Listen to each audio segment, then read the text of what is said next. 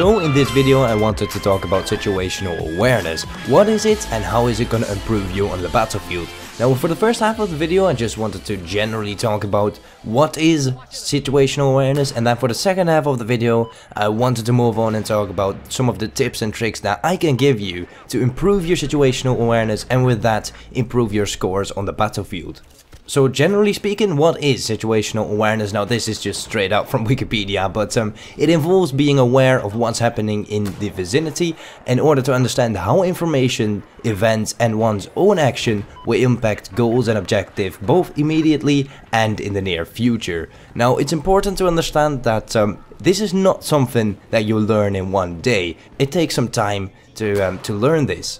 Now imagine that you're getting your driver's license. I don't know how many of you have gotten it yet, but you don't get that in one day. You need to take lessons first, and you need to learn what it is to drive, how you control a vehicle, but you also need to learn how other vehicles react to you when you're on the road and stuff like that. It's just not something that you learn in one day, and that it takes time. And that is just the same as in video games, but there are a couple of tips that I can give you to help improve that process of being more situational aware and just generally help you on the battlefield. Now the first tip that I have is looking at dead skulls. Now I know that it might sound weird, but once a teammate dies he will leave this skull behind, and that little skull gives away so much information that it's really helpful, and I don't think a lot of people are aware of this. Now of course the obvious thing that it indicates is that there is a dead teammate somewhere, but the other thing that it indicates is that there is an enemy in a close vicinity. Now imagine this, you're in a building and in the room next to you a skull suddenly appears. Now what I like to do then is look at the kill feed and look at with what kind of weapons the recent kills are made. I mean, if it's for example a close quarter weapon such as the MPX or any assault rifle, then it's very logical to assume that there is a guy in the room next to you that has just killed your teammate. So then you are situational aware if you can make that link. So you have to keep in mind that the skull gives information that there is a teammate that just has recently died, no matter with what kind of weapon or explosion it happens. But if you look at the kill feed and see for example that it's a sniper rifle, then you might have to stay away from the windows because there is a sniper somewhere watching that building.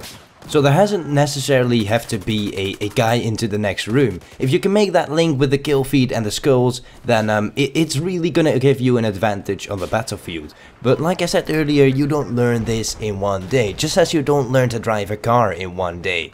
If you play over and over again and practice, then you'll eventually get better at this and be more situational aware. Now the next tip is about the minimap, and I know that a lot of people have already told you this, but the minimap is so important for one very obvious reason, and that is that the enemies will pop up as red triangles, which is very handy, so that you can expect them, you know where they are, and they don't know where you are. At least you hope that they don't know that you are there. Now the other thing that is very useful about a minimap and that you don't hear a lot of people talk about is your teammates. And I know that this might sound crazy, but I use my minimap a lot to look up where my teammates are. And for example, if you're playing domination and you see that all your teammates are around the A flag, then you can make the assumption that the enemy spawns around C. So by looking at the minimap and looking at where your teammates are positioned around the map, you can easily estimate where the enemy is gonna be. So usually teams are fighting against each other, so by looking at where your teammates are, that is probably not where the enemies are. Or the enemies are on the other side of the map where your teammates are not. But of course, in the midst of the battle, when you see your teammates standing or just standing still on the map, you don't see them on your screen, you just see them on the map. But if they're standing still, then they're very probably firing. So if you look at the direction that the triangle is aiming at, then that is also probably the direction that the enemies are. Now of course this is not just a golden rule that will apply in every situation, but I think it is good to have this in your head, just in the back of your head all the time when you're playing. Now the last and final tip that I have for you guys is looking at bullet trails or sniper trails or RPG trails or whatever trail there is. I mean, they perfectly give the position of the enemy away, and this is especially useful when you're flying something like the attack heli.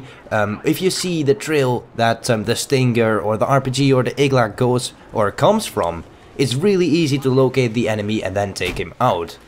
Now of course this is also useful on the ground when, for example, a sniper is firing at you, and especially in Battlefield 4 you can see the trail of the sniper bullet very well. So just leave that back, and at the end of the trail there should that recon be. But anyways, the video's coming to an end right now, and if you enjoyed the video then don't hesitate to hit the like button, as it really does help me out a lot. But anyways, this was Berger, and I thank you all for watching.